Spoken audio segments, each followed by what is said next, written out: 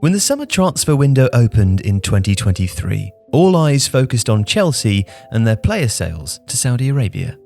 These transfers attracted attention because of links between Chelsea's majority owners, Clearlake Capital, and the Saudi Public Investment Fund. Why? Well, because PIF are not only an investor with Clearlake, but they've also recently acquired stakes in the 4 biggest clubs in the Saudi Pro League, some of the same clubs that are now buying Chelsea's players. It's highly convenient because it alleviates a big problem for Chelsea, and to some, it's football's latest conspiracy theory. But is there really a case to answer?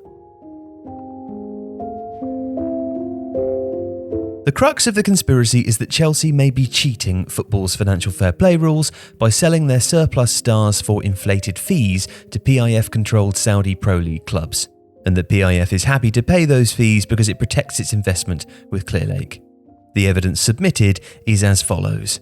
Chelsea posted a pre-tax loss of £121 million for the 21-22 season, having lost £153 the previous season. Since being bought last year by a group led by US billionaire Todd Boehly, but mainly funded by Clearlake, a California-based private equity firm, Chelsea have spent £600 million on new players. PIF, Saudi Arabia's sovereign wealth fund, has invested with Clearlake and has also teamed up with one of Boehly's businesses to put money into a hotel chain.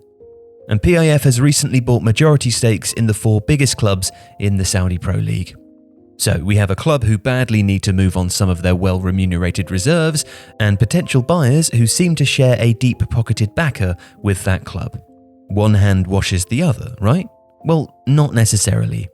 The dispute, if that's the right word, has always been about whose money Clearlake is actually investing, which is where the questions about PIF come in.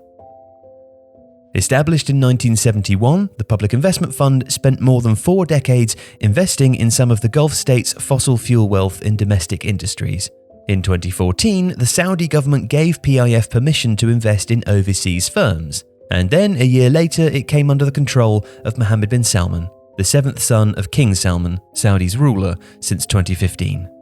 MBS has been Crown Prince since 2017, and PIF has played a significant part in his rise to power, as he's used it as the private bank for his plans to diversify and modernise the Saudi economy. Under his watch, PIF has grown in size, profile and ambition, with sport becoming a key part of its portfolio. For example, it bought a majority stake in Premier League club Newcastle in 2021. Based in Santa Monica, a seaside suburb of Los Angeles, Clearlake was founded in 2006. It's made approximately 450 different investments in its 17-year history and currently has about $75 billion of assets under management. In June 2023, trade title Private Equity International placed Clearlake 14th in its global rankings of private equity firms, and its most recent fund, Clearlake Capital Partners 7, was oversubscribed, raising $14 billion for its next shopping spree. It attracted 300 institutional investors, banks, family offices, insurance companies, pension funds, and sovereign wealth funds from more than 40 countries across 6 continents. Those investors can reveal where they're investing if they want to, but Clearlake will not, and neither do any of its rivals. What it will say is that no single investor can account for more than 5% of a single fund, and the average investor has less than 1% of a fund. So, has PIF invested with Clearlake?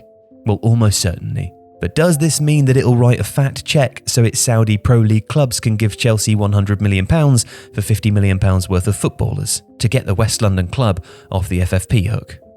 This feels like a nothing burger, says a partner at a different US-based private equity firm, speaking on condition of anonymity to protect relations and business interests.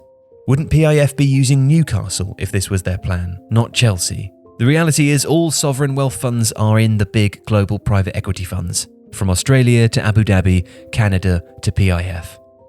Jordan Gardner is the former managing partner of a group that invested in Danish side FC Helsingør, and is currently a consultant with sports consultancy 21st Group. People are reading way too much into the connections between PIF, Clearlake and Boehly, Gardner says. PIF is one of many investors in the entire portfolio of investments with Clearlake. At this level, there are many close relationships between various private equity funds, sovereign wealth funds and high net worth individuals. I'm sure this entirely comes down to existing relationships between these parties and has nothing to do with PIF's investment with Clearlake. I don't see any conflict of interest or conspiracy here whatsoever. Now, while the sale of unwanted Chelsea players is also concentrated among Saudi Pro League clubs, one of the reasons for that is that it's one of the few buyers' markets currently in football, beyond Premier League clubs and the usual members of the European elite. Money is more scarce elsewhere. Neither Chelsea nor the Premier League have commented on the speculation, but both parties have made it clear that the new owners at Stamford Bridge were carefully vetted for potential conflict of interest by the league last year as part of the usual change of control process.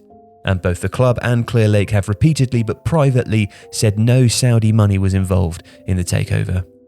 It should also be noted that under Premier League rules, all transactions, whether they are between associated parties or not, over the value of £1 million are now checked to make sure that they do not exceed market value.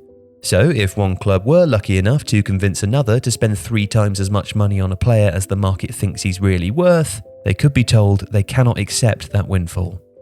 So to recap, once we have actually considered the evidence properly, we probably have a sovereign wealth fund investing in a very successful private equity firm, along with lots of other sovereign wealth funds and big global investors.